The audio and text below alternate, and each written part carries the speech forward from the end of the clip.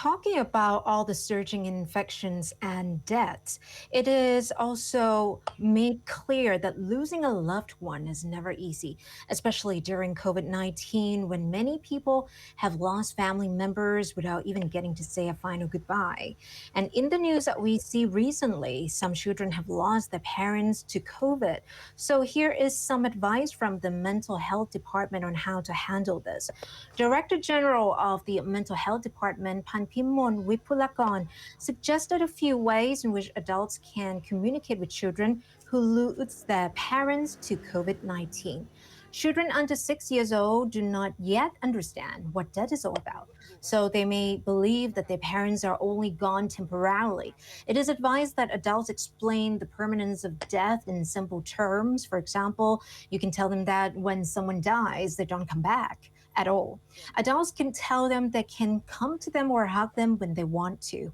Some young children may try to isolate themselves from their friends, become overly attached to other adults to compensate, or develop unhealthy self-consoling habits such as sucking their thumb and constant body swaying. If these gestures persist, professional help is recommended.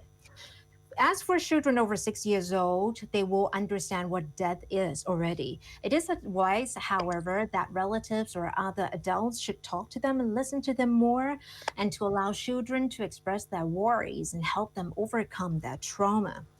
Other advice includes maintaining the same routine as much as possible, allowing children to ask questions about death while paying attention to them, explaining that the adult's death is not the child's fault and that they can reach you anytime whenever they want to express their sadness. Adults also experience stress, especially when a number of family members fall sick all at once, losing their loved ones without getting to say goodbye due to COVID-19 restrictions.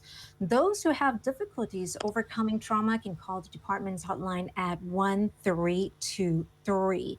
It is reported, though, that the 1323 hotline has received a high number of calls, especially during the beginning of the third wave in April, including from those who lost family members to COVID-19.